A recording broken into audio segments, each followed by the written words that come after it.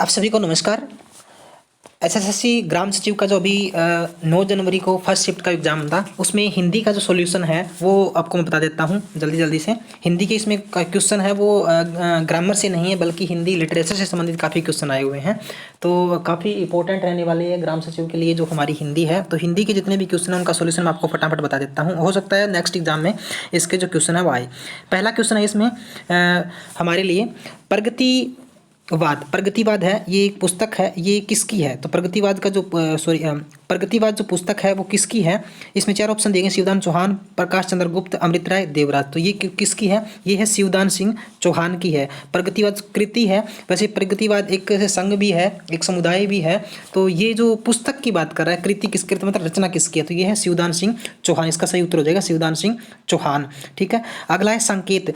संकेत भी एक बहुत बड़ा महाकाव्य है और जिसको मैथिली शरण गुप्त ने लिखा था। किसने लिखा था? एक तो ये है कि मैथिली शरण गुप्त ने इसको लिखा था और ये महाकाव्य है। ठीक है, काव्य नहीं है, नहीं खंड काव्य है, बल्कि क्या है? महाकाव्य है, संकेत है। ठीक है।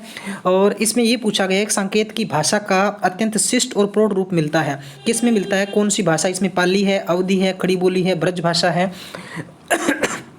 संकात में जो सर्ग है वो 12 सर्गों में लिखा गया है, 12 इसमें सर्ग है। और ये राम काव्य पर आधारित है। अभी किस पर आधारित है? राम काव्य पर आधारित है। और इसमें लक्ष्मण की जो पत्नी थी उर्मिला, उसके वीर्य का वर्णन किया गया है। लक्ष्मण की पत्नी उर्मिला के वीर्य का इसमें वर्णन किया गया है। जो जब लक्ष्मण और राम के साथ वनवास में गए थे तो उनकी पत्नी की जो उर्मिला की जो स्थिति थी उसके ऊपर इसको मतलब उर्मिला को केंद्र बिंदु मान करके संकेत की रचना की गई है। और मैथिली शरण जो गुप्त थे इनके कवि हैं, इनको राष्ट्र कवि की उपाधि महात्मा गांधी ने इसको राष्ट्र कवि के नाम से भी सम्मानित किया, राष्ट्रपति कहा है। और मैथिली शरण गुप्त को हम दद्दा के नाम से भी जानते हैं। और इसकी जो संकेत की जो भाषा शैली उसकी बात करें तो उसकी जो भाषा शैली है वो खड़ी बोली इसको में इसकी रचना की गई है। ठीक है। तो जो मैथिली शरण गुप्त की लगभग रचनाएं वो खड़ी बोली में हैं। और ठीक है, इन्होंने ब्रज भाषा में भी लिखी है रचनाएं अपनी, लेकिन जो संकेत की जो भाषा है वो खड़ी बोली है। और 1886 में इनका जो जन्म हुआ था मैथिली शरण गुप्त जी का। तो इनसे संबंधित जो भी बात है वो आपको ध्यान रखनी है। आगे माधुर्य गुण को किसने उक्ति वैचित्र्य कहा था? तो ये तो उक्ति वैचित्र्य की संज्ञा इनको दी थी, ये वामन ने इनको दी थी। वामन इसका उत्तर आ जाएगा। ये काव्य के गुण और उनसे संबंधित टॉपिक है। रीति संप्रदाय, वक्रोक्ति संप्रदाय, ध्वनि संप्रदाय काफ़ी हैं इसमें। तो ये उनसे संबंधित जो हिंदी का काव्य शास्त्र का टॉपिक है उनसे ये क्वेश्चन उठाया गया है। ठीक है।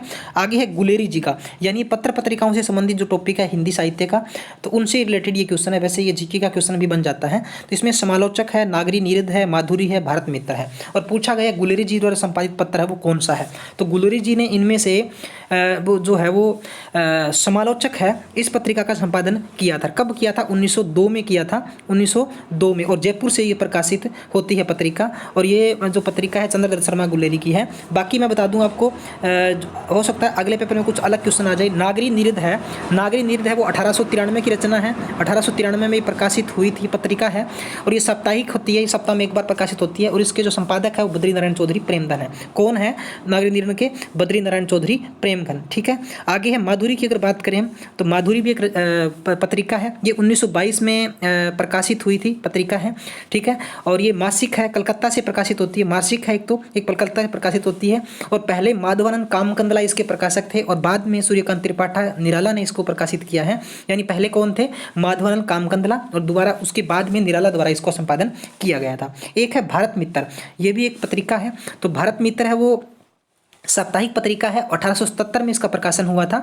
और बाल मुकुंद जो गुप्त हैं वो उसके क्या है, जो प्रकाशक है बाल मुकुंद गुप्त हैं। तो इस क्वेश्चन का सही उत्तर आ जाएगा समालोचक। ठीक है। बाकी पत्रिकाओं के बारे में ये जानकारी थी। किसे आधुनिक हिंदी साहित्य के निर्माता कहा जाता है? तो इसका सही उत्तर आ जाएगा भारतेंदु हरिश्चंद्र। तो भारतेंदु हरिश्चंद्र है, उनको हिंदी साहित्य का जो एक प्रकार से आधार स्तंभ है वो कहा जाता है। तो इनसे संबंधित अगर और बात करें तो इनका जन्म है वो काशी में हुआ था। 9 सितंबर 1850 को इनका जन्म हुआ था। ठीक है। और इनको युग निर्माता भी कहा जाता है। किसको? भारतेंदु हरिश्चंद्र को युग निर्माता भी इनको कहा जाता है। हिंदी साहित्य के पितामह भी इनको कहा जाता है। हिंदी साहित्य के पितामह भी इनको कहा जाता है। किसको? भारतेंदु हरिश्चंद्र को। आधुनिक हिंदी साहित्य के जनक इनको कहा जाता है। अगला क्वेश्चन है, पथ गति पेखलन मोह राधा तन तखनुक भाव प्राण भय पीड़ित रहल कुमुद निधि सादा। ये पंक्ति है वो किसकी? ये विद्यापति की है भी। विद्यापति ये पंक्ति है, सीधी डायरेक्ट यही बात पूछी गई इसमें, और कोई इसमें बात नहीं है। अगला है बिल्कुल आसान सा क्वेश्चन है, मूर्धन्य व्यंजन इनमें से कौन सा है। तो मूर्धन्य व्यंजन इनमें से कौन सा है, तो आपको पता होना चाहिए जो टय वर्ग है वो मूर्धा से इनका उच्चारण होता है। ठीक है, तो इसमें जो पै वर्ण है, पै की बात करें, ऑप्शन ए की अगर बात करें तो पै का वर्ग ओष्ठ होता है, ओष्ठवाचन है ये। ठीक है, ऑप्शन बी की अगर बात करते हैं तो ऑप्शन जो बी है उसका जो उच्चारण है वो तालु से होता है, श का उच्चारण। और यह है, इसका अगर उच्चारण की हम अगर बात करें, यह के उच्चारण स्थान की अगर हम बात करते हैं तो यह का उच्चारण स्थान भी तालु से होता है। तो इसमें जो मूर्धन्य व्यंजन कौन सा बच गया, टय बच गया। ठीक है, अभी आगे है, पंत को उनकी किस कृति पर भारतीय ज्ञानपीठ पुरस्कार मिला था। उनकी कौन सी रचना पर उनको ज्ञानपीठ पुरस्कार से सम्मानित किया गया था। तो सुमित्रानंद पंत इनका पूरा नाम है। पंत का पूरा नाम क्या है, सुमित्रानंदन पंत का।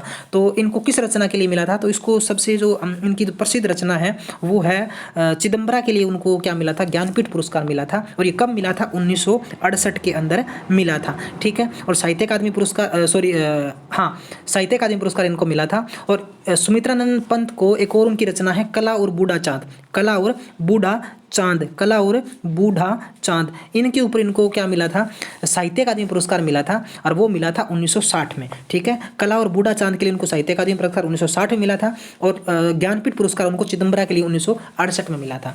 तो ये थे हिंदी साहित्य ग्राम सचिव के पेपर में आए हुए हिंदी से रिलेटेड कुछ क्वेश्चन है।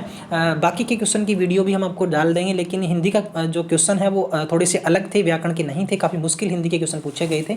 तो अगर जिनके आगे का एग्जाम्स है, अगले शिफ्ट में जिनका होना है या कल एग्जाम होना है, तो वो बच्चे भी इस वीडियो को देख लें। और बाकी साथियों से अनुरोध करूंगा कि वो जल्दी से जल्दी इस वीडियो को शेयर कर दे भी ग्रुप के अंदर, ताकि बाकी बच्चों को इसका फायदा हो सके। Thank you. बाकी चीज़ों के लिए अगली जो जीके के क्वेश्चन है, इंग्लिश के हैं, मैथ के, वो भी जल्दी लेकर के आ रहे हैं। Thank you.